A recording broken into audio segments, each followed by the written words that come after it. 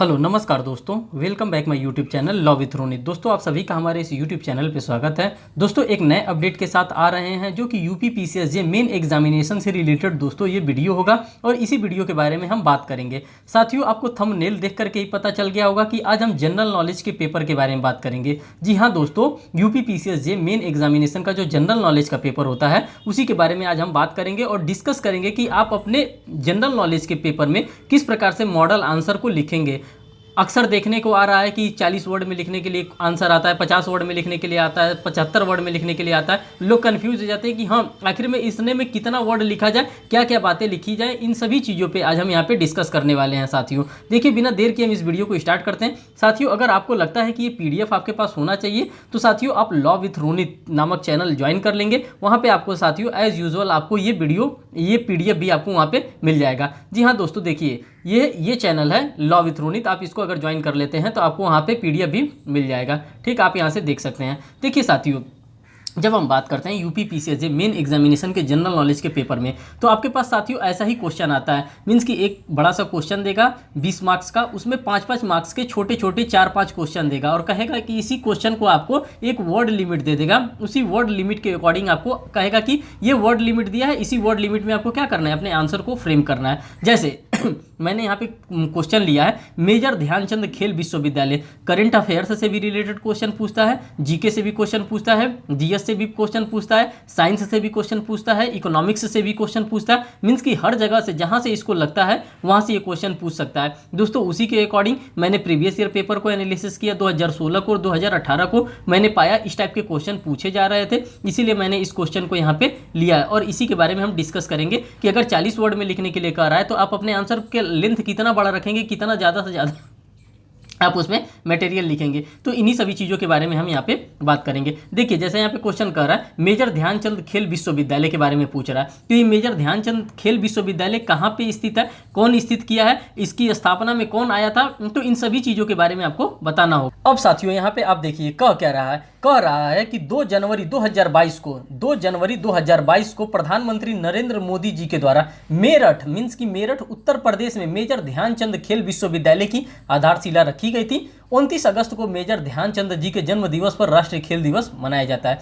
तो आपको अगर 40 वर्ड में कहता है लिखने के लिए तो आप अपने आंसर को इसी तरह से साथियों एलिब्रेट करेंगे और इसी तरह से एलिब्रेट करके आपको अपने आंसर को लिखना होता है। जब आपको वर्ड लिमिट दे देता है तो उसी वर्ड लिमिट में लिखना होता है। काफ़ी लोगों का आंसर मेरे पास आया था कि क्या मैं इस तरह से आंसर को अपने फ्रेम कर सकता हूँ, अगर 40 वर्ड में आ रहा है या 50 वर्ड में आ रहा है या 75 वर्ड में आ रहा है। तो मैंने देखा तो मैंने उस पर एनालिसिस किया। मैंने सोचा कि आप लोगों को एक फॉर्मेट इस पर शेयर ही कर देना चाहिए, इसीलिए मैं आप लोगों के लिए फॉर्मेट लेकर के आया हूँ। साथियों यहाँ पर अब फिर नेक्स्ट क्वेश्चन देख लीजिए। नेक्स्ट क्वेश्चन आ रहा है पहला पेपरलेस उच्च न्यायालय केरल में बनाया गया। जो पहला पेपरलेस उच्च न्यायालय बनाया गया है वो केरल में बनाया गया। अब इसमें वर्ड लिमिट दे दिया है कि हाँ इसी तरह से आपके पास क्वेश्चन आएगा कि ये कहाँ पे बनाया गया है और वर्ड लिमिट आपको 50 वर्ड लिमिट में दे देगा और इसी 50 वर्ड लिमिट में आपको इसी तरह से आपके जीएस के पेपर में आपको इसी तरह से सॉल्व करना है। तो आप लोग फॉर्मेट देख लीजिए। फॉर्मेट देखने के बाद अगर आप लोगों का पॉजिटिवली कमेंट आ रहा है कि इस तरह के वीडियो करंट अफेयर से रिलेटेड लाया जाए तो साथियों मैं आप लोगों के लिए डेफिनेटली इस टाइप के वीडियो अक्सर लेकर के आऊँगा जो कि आपके यूपी पीसीएसजे मेन एग्जामिनेशन के लिए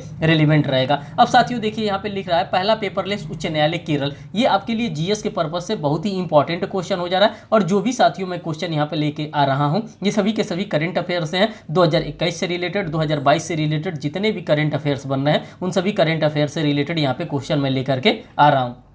देखिए यहाँ पे कह रहा है 1 जनवरी 2022 को केरल उच्च न्यायालय में भारत का पहला कागज रहित कोर्ट बना दिया गया। साथियों इस टाइप का क्वेश्चन लेने का और भी मेरा पर्पस है क्योंकि हम लॉ के स्टूडेंट हैं और लॉ के स्टूडेंट के लिए लॉ से रिलेटेड क्वेश्चन अक्सर पूछे जाते हैं। इसीलिए मैं जो करंट अफेयर से जो लॉ से रिलेटेड क्वेश्चन है उसी लॉ से रिलेटेड क्वेश्चन को मैं यहाँ पे ज़्यादा से ज़्यादा रखने का कोशिश करूँगा, जिसका उद्घाटन सुप्रीम कोर्ट के जस्टिस DY चंद्रचूड़ जी के द्वारा किया गया था। आप सभी लोगों को पता है कि इस समय चीफ जस्टिस ऑफ इंडिया कौन है, तो ये हैं जस्टिस DY चंद्रचूड़ साहब और उन्हीं के द्वारा इसका क्या किया गया था, इसकी उद्घाटन किया गया था। ई फाइलिंग और कागज रहित अदालतें न्यायालय के विकेंद्रीकरण की दिशा में एक महत्वपूर्ण कदम है। आप सभी लोगों को पता है कि इस समय ऑनलाइन का जमाना चल रहा है और उसी ऑनलाइन को बढ़ावा देने के लिए DY जस्टिस डी.वाई. चंद्रचूड़ साहब के द्वारा इस प्रकार की पहल का उद्घाटन किया गया। भारत में वर्तमान में 25 उच्च न्यायालय हैं। आप इस टाइप के भी अगर चाहेंगे तो यहाँ पे इन्फॉर्मेशन शेयर कर सकते हैं और आप अपने आंसर को 50 वर्ड में, साथियों जैसे मैंने यहाँ पे फ्रेम किया है इसी तरह से 50 वर्ड में आप भी अपने आंसर को फ्रेम कर सकते हैं। साथियों अब नेक्स्ट क्वेश्चन की हम बात करते हैं। तो देखिए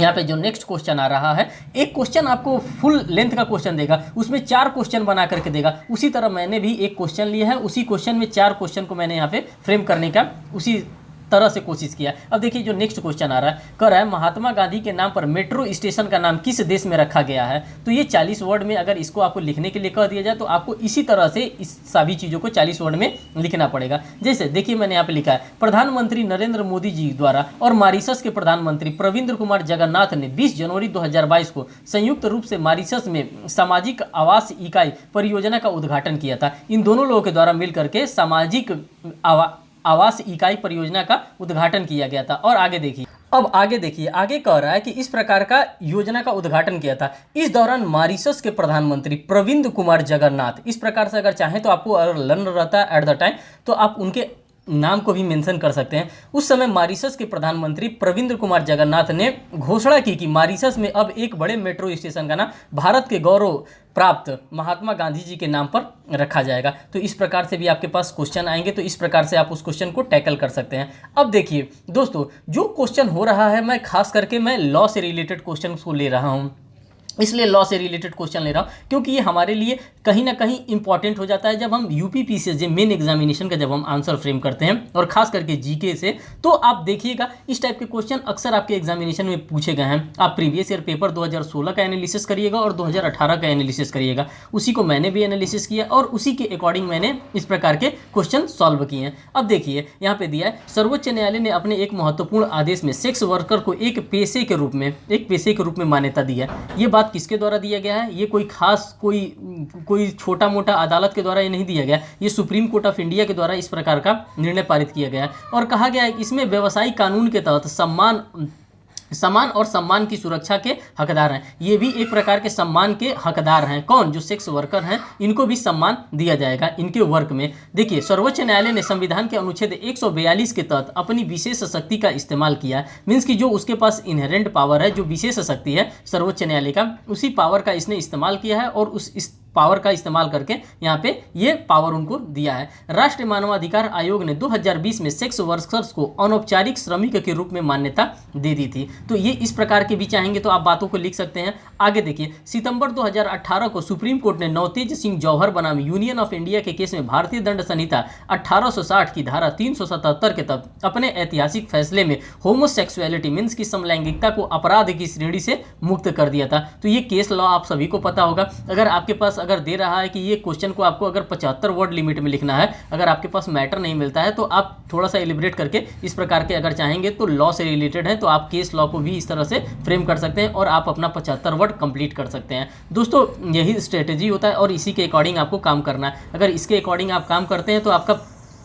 जो मेन एग्जामिनेशन होगा वो बहुत अच्छा जाएगा। अब नेक्स्ट क्वेश्चन की हम बात करते हैं साथियों, समान नागरिक संहिता के बारे में। ये समान नागरिक संहिता क्या होता है? जो कि कॉन्स्टिट्यूशन ऑफ इंडिया में आर्टिकल नंबर 44 को हम लोग जानते हैं, उसी के बारे में बात कर रहा है। अब समान नागरिक संहिता का प्रश्न कहाँ से आ गया करेंट अफेयर्स में? तो दोस्तों आ गया और उसको मैं लेकर के आया हूँ। अभी इसके बारे में मैं आपको डिटेल एनालिसिस कराता हूँ। देखिए उत्तराखंड सरकार ने समान नागरिक संहिता मीन्स की यूनिफॉर्म सिविल कोड को लागू करने के लिए एक मसौदा समिति की घोषणा की है। मीन्स की इन्होंने एक मसौदा समिति की जो बिल होता है, एक बिल का इन्होंने ड्राफ्टिंग किया। इस समिति की अध्यक्षता सेवानिवृत्त सुप्रीम कोर्ट के न्यायाधीश रंजना देसाई कर रही हैं। मीन्स की इस बिल की अध्यक्षता कौन कर रही हैं? जो सुप्रीम कोर्ट ऑफ इंडिया के रिटायर्ड जस्टिस हैं, जस्टिस रंजना देसाई जी, उन्हीं के द्वारा किया जा रहा है। अब आगे देखिए, समान नागरिक संहिता का अर्थ है भारत में रहने वाले प्रत्येक नागरिक के लिए समान कानून, चाहे फिर वो व्यक्ति भी किसी भी धर्म या किसी भी जाति का क्यों ना हो, सभी के लिए एक समान कानून लागू होना चाहिए। ठीक, वर्तमान में गोवा एकमात्र ऐसा राज्य है जहां समान नागरिक संहिता लागू है, जिसे पुर्तगाल सरकार के द्वारा ही लागू किया गया था। तो इस प्रकार से अगर यूनिफॉर्म सिविल कोड अगर इस समय मुद्दे में चल रहा है, इसीलिए मैंने यूनिफॉर्म सिविल कोड से भी रिलेटेड क्वेश्चन आप लोगों के लिए लेकर के आया हूँ।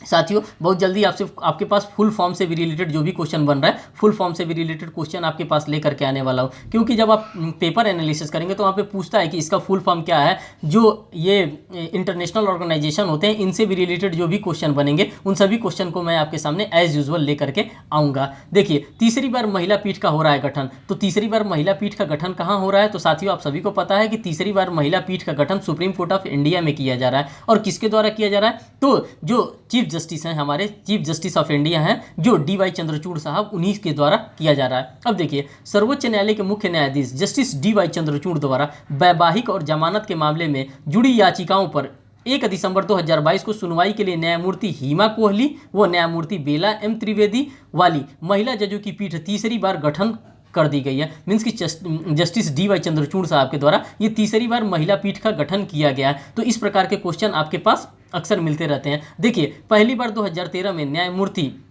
ज्ञान सुधा मिश्रा व न्यायमूर्ति रंजना प्रसाद देसाई की पीठ द्वारा तथा दूसरी बार 2018 में न्यायमूर्ति R भानुमति व न्यायमूर्ति इंदिरा बनर्जी की महिला पीठ का गठन किया गया था। तो इस प्रकार से क्वेश्चन आपके पास आएंगे कि तीसरी बार, पहली बार तो आपने यहाँ पर देख लिया, पहली बार यहाँ पे किया गया था, दूसरी बार यहाँ पे आपने देख लिया और तीसरी बार आपने देख लिया कि ये किसके कार्यकाल में किया गया है, तो ये कार्यकाल में किया गया है chief justice of India DY Chandrachud साहब के अंतर्गत ये तीसरी बार महिला पीठ का गठन किया गया है। तो साथियों इस प्रकार के भी क्वेश्चन आपके एग्जामिनेशन में बन सकते हैं। अब देखिए इकोनॉमिक्स से रिलेटेड अगर आपके पास क्वेश्चन बनते हैं तो कैसे बनते हैं, कह रहा है भारत का 100वां यूनिकॉर्न कौन है। अब पहले तो आपको ये बताना पड़ेगा कि यूनिकॉर्न होता क्या है, हम किसको यूनिकॉर्न कहते हैं, यूनिकॉर्न की श्रेणी में किस लेवल के लोग आते हैं, यूनिकॉर्न की श्रेणी में कितने स्टैंडर्ड का जो बिजनेस होता है ये इसके अंतर्गत आता है। इन सभी चीज़ों को आपको डिटेल एनालिसिस करते हुए यहाँ पे बताना होगा। अब देखिए यहाँ पे क्या कह रहा है स्मॉल एंड मीडियम इंटरप्राइजेस के लिए बेंगलुरु स्थित नियो बैंक प्लेटफॉर्म ओपन 100वां यूनिकॉर्न बन गया। ये कौन बन गया, नियो बैंक जो प्लेटफॉर्म ओपन है ये 100वां यूनिकॉर्न भारत में बन गया। भारत को वर्ष 2021 में कुल 44 यूनिकॉर्न मिले थे तथा भारत वर्तमान में यूनिकॉर्न का दर्जा प्राप्त करने की कंपनियों की संख्या के मामले में वैश्विक स्तर पर अमेरिका और चीन के बाद तीसरे स्थान पर है। आप सभी लोगों को पता है कि सबसे पहले नंबर पे अमेरिका है, उसके बाद से चीन है और तीसरे नंबर पे यूनिकॉर्न कंपनियों के मामले में कौन आ गया है साथियों, तो आपका भारत आ गया है। अब देख लीजिए यूनिकॉर्न होता क्या है। यूनिकॉर्न वे स्टार्टअप होते हैं जिनका मूल्य 1 बिलियन अमेरिकी डॉलर से अधिक होते हैं, उनको हम क्या कहते हैं, उनको यूनिकॉर्न कंपनी कहते हैं। कितने डॉलर होने चाहिए, 1 बिलियन अमेरिकी डॉलर होनी चाहिए, उसको हम लोग यूनिकॉर्न कंपनी के नाम से जानते हैं। तो साथियों इसी प्रकार से इसी तरह से रिलेटेड आपके पास क्वेश्चन आएंगे और इस क्वेश्चन को आपको टैकल करना होता है। अब साथियों यहाँ पे लास्ट जो क्वेश्चन मैं आज के सेशन का लेकर के आ रहा हूँ वो आप देख लीजिए। यहाँ पे कह रहा है LIC और FDI। LIC मीन्स की लाइफ इनकॉर्पोरेशन और FDI का मतलब होता है फॉरेन डायरेक्ट इन्वेस्टमेंट। तो आपको अगर इस तरह का फुल फॉर्म लिखने के लिए आएगा तो आप डायरेक्ट सिर्फ फुल फॉर्म लिख करके 40 वर्ड नहीं ना पूरा कर सकते हैं। अब देखिए इसको अगर 40 वर्ड में लिखना है तो किस तरह से लिखेंगे। भारत सरकार ने जीवन बीमा निगम LIC में 20% प्रत्यक्ष निवेश FDI की अनुमति देने का निर्णय लिया है। यह निर्णय विदेशी मुद्रा प्रबंधन FEMA में संशोधन करके किया जाएगा। वर्तमान में बीमा क्षेत्र में 74% FDI की अनुमति दी गई है। तो साथियों इस प्रकार से आपने देखा कि किस तरह से मैंने सभी क्वेश्चन को यहाँ पे लिया है और उस क्वेश्चन को फॉर्मेट को भी मैं आपको समझाते गया हूँ और साथ साथ मैं कोरिलेट करते गया हूँ आपके करंट अफेयर्स को भी और साथ साथ जो भी कॉन्स्टिट्यूशन ऑफ इंडिया से रिलेटेड जो भी प्रोविजन हो रहा है, जो भी करंट आर्टिकल्स हो रहे हैं, जो भी केस लॉ हो रहे हैं, इन सभी चीज़ों से आपको रिलेट करते हुए अगर चलेंगे तो आप मान के चलिए कि आप जो GS का पेपर आने वाला है उसमें साथियों आप कुछ अच्छा कर जाएंगे। और साथ साथ मैं आपके लिए शॉर्ट क्वेश्चन उससे भी लेकर के आने वाला हूँ। जो 9 माइनर एक्ट ऐड किए गए हैं उनसे भी रिलेटेड मैं इस पेपर में जो भी क्वेश्चन बनेंगे उससे भी रिलेटेड मैं शॉर्ट क्वेश्चन आपके लिए बहुत जल्द लेकर के आने वाला हूँ, जो कि GS के पेपर में आपके GS के पेपर फर्स्ट में आने वाले हैं। तो साथियों इस वीडियो को यहीं पे समाप्त करते हैं। साथियों आपसे एक रिक्वेस्ट है, अगर आप हमारे चैनल पे नए हैं तो साथियों हमारे चैनल को जरूर सब्सक्राइब करिएगा, वीडियो को लाइक करिएगा और कमेंट सेक्शन ओपन है। साथियों आप कमेंट करके जरूर बताइएगा कि आपको ये सेशन कैसा लग रहा है। अगर ये सेशन अच्छा लग रहा है तो डेफिनेटली मैं इस सेशन को कंटिन्यू करूँगा और आपके लिए अच्छे अच्छे और वीडियो मैं लेकर के आऊँगा जो कि करेंट अफेयर से रिलेटेड होगा।